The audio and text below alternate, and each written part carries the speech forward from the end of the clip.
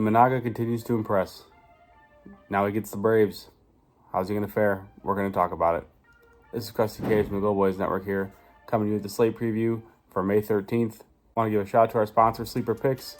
More on that later. Let's hop right into this recap, though, from the day before. So our picks and leans went 10-4-1. The only push was on the, I believe, the first 5 under in the Nationals Red Sox.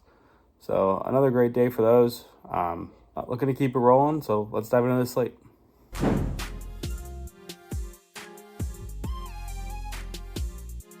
First game on the slate is the Toronto Blue Jays taking on the Baltimore Orioles. This is Jose Barrios versus Corbin Burnes. First thing that jumps out to me here when I was looking at the numbers for this game, the Orioles are really not hitting right-handed pitching over the last 2 weeks. WRC plus is just 70, batting average below 200. Obviously, we get sort of a head-to-head with two guys who I consider like ace caliber pitchers. Barrios has been outstanding overall. Got touched up a bit in his last start, but I actually like the spot for him to bounce back. Baltimore, like I said, just not hitting right now. I think it's a good spot for him to pitch well, pitch deep into this game. It's a team that's kind of just scuffling at the plate overall. Flip side, Toronto, right around league average against right-handed pitching. And I think they match up pretty well here against Burnes. So I'm gonna look for the Blue Jays on the money line here. I like Barrios. I like the Blue Jays bullpen. I think they get this one done. Probably be low scoring. I don't really love either guy's strikeouts because Barrios is one of those guys where he kind of gets strikeouts just, if he happens to get them, he gets them. He's not looking for them. So if anything, I look like a Barrios pitching out so they can go 6 innings here. But beyond that, just give me the Blue Jays on the money line.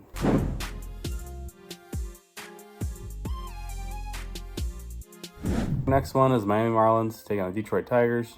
This is Sixto Sanchez versus Matt Manning. Apparently, the Marlins are not done with the Sixto Sanchez experiment. So for me here, we're going to Tigers team total over. I know overall they're not hitting right-handed pitching particularly well, but as we've seen with Sixto, he is not good. Does not have the stuff that he had when he was a prospect like 10 years ago. So this is a really bad experiment by them, and it's just something that I feel like they're doing because they don't have a choice. All the injuries, they get Braxton Garrett back, but then they have a couple other guys get hurt. So it's just like a never-ending wheel for them here with all these starters getting hurt. So I expect Detroit to put up some runs here, maybe get the bats going a little bit, just like everybody else seemed to. I believe even the Rockies were able to get their offense going against Sixto. So give me the Tigers team total over here. No real looks in terms of Ks for me in this one. Matt Manning's not a big strikeout guy, and I really just don't like the matchup against Miami. And then Sixto, I have no interest in backing him when I think he's going to get lit up here.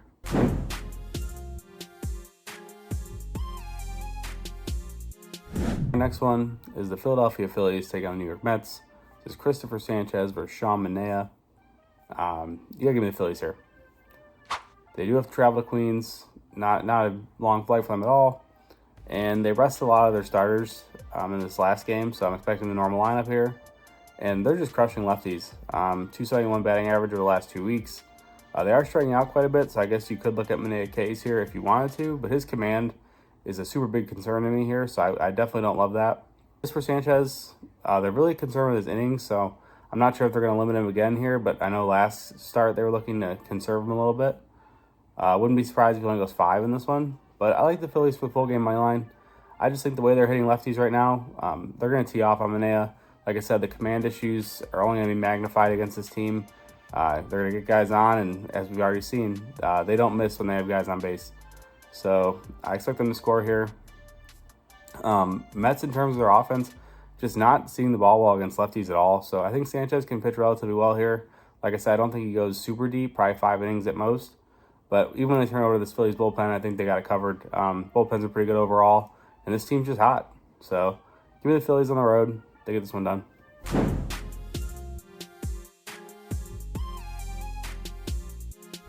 Our next one is the Tampa Bay Rays taking on the Boston Red Sox. This is Zach Eflin versus Cutter Crawford. I don't love this game. I'm not a big AL East guy in general.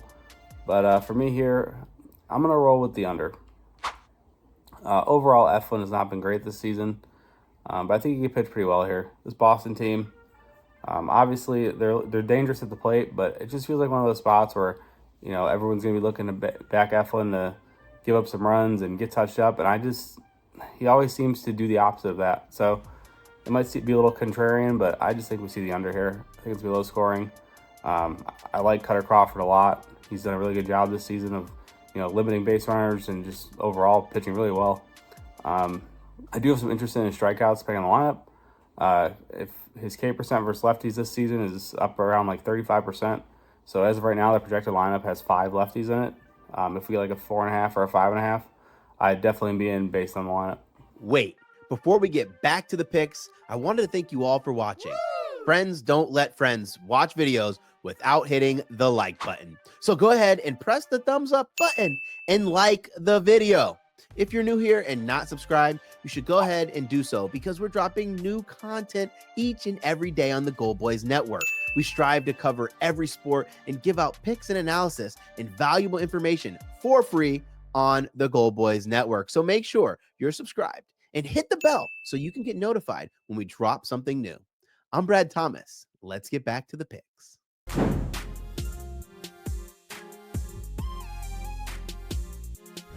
Our next one is the Chicago Cubs taking on the Atlanta Braves. This is Shota Imanaga versus Ronaldo Lopez. So Imanaga, basically been unhittable all season. Keeps getting these tough matchups, and everybody expects him to get lit up or give up some runs or just look, anything less than what he's been. And he just continues to rise to the occasion. And in this one, I'm expecting no different. I like him to deal here. This Braves team, they are starting to hit lefties a little bit better. It's still not like really crushing the ball necessarily. WRC plus right around 100, so like right around league average. And I think Shota is just, on a different level right now. I expect him to pitch well. I like the Cubs in the first 5 on the money line. I probably can get him plus a half, truthfully, because the Braves are favored here. So give me the Cubs plus a half in the first 5. I think Shota shuts this team down. And, I wouldn't be surprised this one's 0-0 after 5, but if we have the plus a half a run, we're going to cash. In terms of Ks, I'm all leaning to the over for both guys. I'm not a big Shota K guy. I know that he's been covering just because he's been pitching so deep into games, but just not a guy I like to back. And then in terms of Ronaldo, he's been outstanding. And depending on this Cubs lineup, they could be super, super K friendly or super K adverse. We've seen it both ways here. When they played against Jared Jones the other day, they had Madrigal and Horner in there, which those are 2 like really big anti-K guys. And they played Paul Skeens, and they put out the K-friendly lineup, and it makes a big difference. So we'll see what lineup they roll with here. Like I said, small lean to both the guys over Ks. But give me the Cubs plus a half a run in the first 5.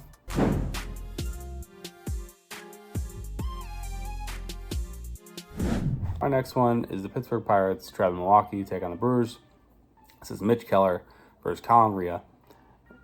In this one, I'm going to lean to the Brewers here. Colin Rea is not great, and obviously we all know that. But Pirates overall just not hitting. Tough travel spot for them, having to travel to Milwaukee. And Mitch Keller, he had a great start. His last start, it was probably his best start I can remember probably in the last 2 years. And I just believe we kind of see him fall back to where he is, which is just sort of middle of the road, a lot of hard contact. The Brewers team that on the season is crushing right-handed pitching. They have cooled off a little bit in the last 2 weeks, but this could be a good spot for them to right that ship because, as I've said, Keller, a lot of hard contact. ERA is right around 5. So this is a guy who's no stranger to giving up a lot of hits, giving up some runs. I think we can see that here. So give me the Brewers on the money line. In terms of Ks, I do like Keller strikeouts here. This Brewers team over the last 2 weeks just continues to climb in K percent, right around 26.1% over the last 2 weeks with right-handed pitching, and their contact metrics continue to go down. So obviously that's what we want for Ks. So give me Keller Ks and Milwaukee on the money line.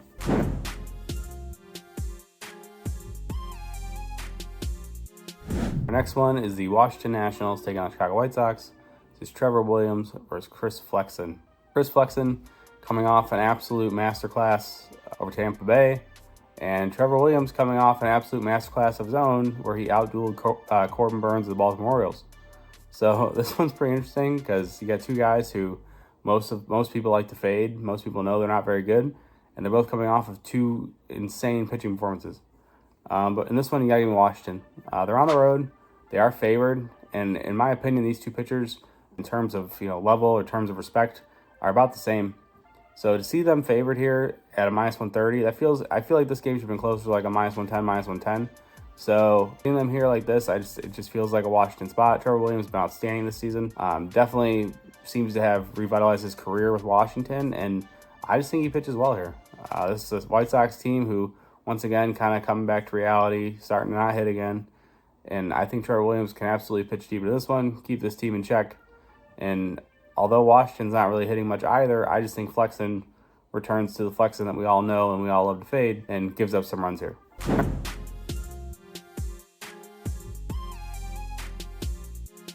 Our next one is the Cleveland Guardians taking on the Texas Rangers. This is Tanner Bybee versus Michael Lorenzen. I don't know what's going on with the Rangers. They just got swept by Colorado, Coors, and put up a total of 5 runs, I think, in 3 games. So this team's scuffling right now. Obviously not the Texas Rangers that we're all used to seeing.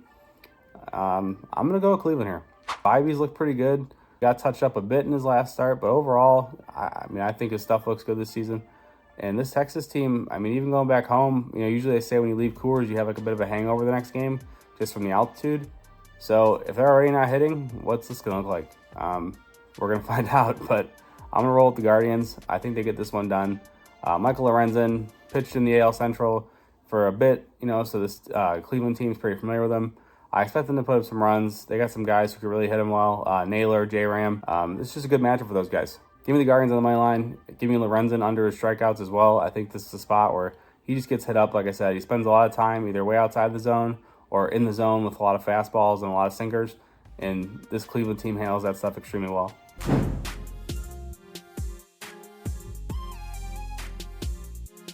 Our next one is the Oakland Athletics taking on the Houston Astros. This is Ross Stripling versus Spencer Arguetti. Ross Stripling gave up, 11 runs in 2 innings in his last start. So he can't really be any worse than that.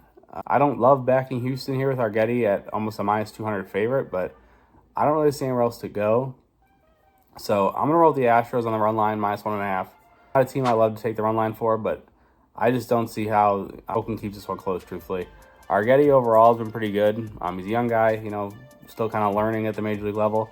But I like his stuff. Should be able to pitch pretty well against the Oakland team. Definitely have his strikeouts in play here. And Stripling, this Astros team, if they show up, it's going to get ugly fast. Stripling is, at this point in his career, is more of an innings eater than anything else. So I expect him to get touched up here. I think Arguetti, like I said, pitches well enough. And this Houston bullpen is starting to pitch a little bit better. So I think the trust is there, especially against a team like Oakland, who just overall, it's not a good team.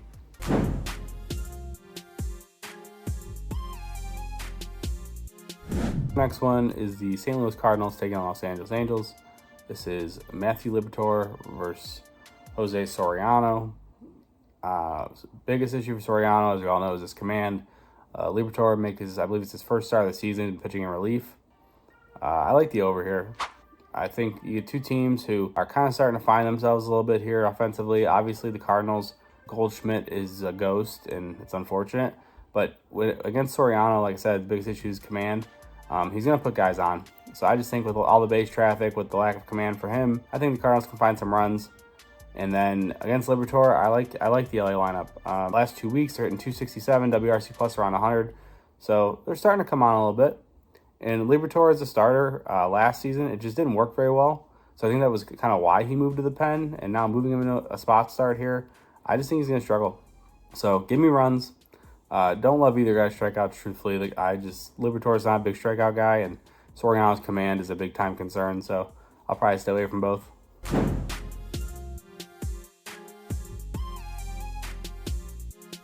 Our next one is Cincinnati Reds taking on the Arizona Diamondbacks. This is Graham Ashcraft versus Jordan Montgomery. We just saw these 2 teams play each other, and we actually just saw this pitching matchup relatively recently. I want to say it was the second game of that last series. So for me here, I'm going to roll Diamondbacks. I just love backing Montgomery. This Reds team just really not hitting right now. We all know that. Batting average right around 200. WRC plus is below 80. And Montgomery's just one of those guys who, always seems to limit the hard contact. I think that continues here. Normally these close proximity starts, I do lean towards runs. So I guess I couldn't really talk anybody off the over. But overall, I just think you get 2 teams who really aren't hitting that well. And I'm just not sure it can change even in a close proximity start. But I'll roll Diamondbacks on the money line. I think they have a better chance of getting to Ashcraft than the Reds do of having getting to Montgomery. And I actually like the Ashcraft under strikeouts, and I'd probably have to go with Montgomery under his as well.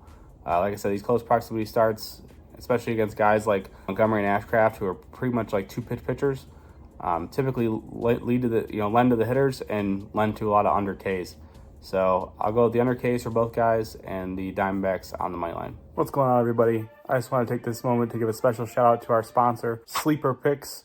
Thank you for sponsoring this video, and don't forget you can use code GOLDBOYS for a $500 deposit match on your first deposit. Thank you, Sleeper Picks, for sponsoring this video. Now back to the bets.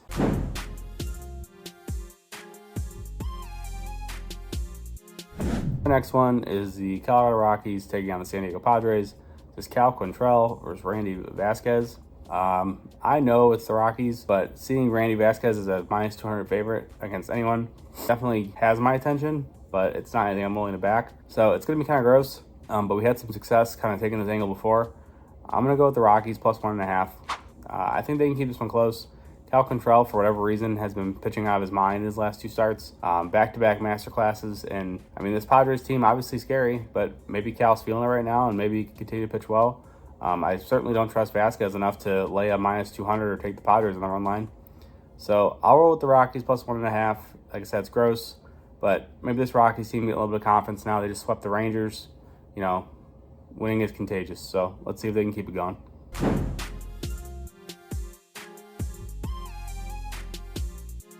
Our next one is the Kansas City Royals taking on the Seattle Mariners. This is Brady Singer versus George Kirby. Give me the Royals on my line. They're going to be a dog here. Kirby at home, obviously going to be a favorite. But I just like Brady Singer. 3 starts in a row. He's allowed 1 earned run or less, I believe. And he's just pitched really well. You get a Seattle team that we all know is largely undisciplined. K rate through the roof at around 30% for right-handed pitching. So I think Singer can hit his Ks here for sure. And I think just the ground ball rate alone kind of speaks for itself. I think he pitches well. They'll be in a pitcher-friendly park, rather, as they're playing at the Mariners' home field. And I just think he pitches well. Kirby, obviously we all know, one of the most efficient, consistent strike throwers in all baseball. Gets a pretty K-adverse Royals team here. So I like Kirby under Ks. And I also, like I said, I like the Royals here because I think the Royals, the way they're putting bat on ball, are going to make good things happen. So I'll take the Royals on my line, Brady Singer over his Ks, and Kirby to stay under his.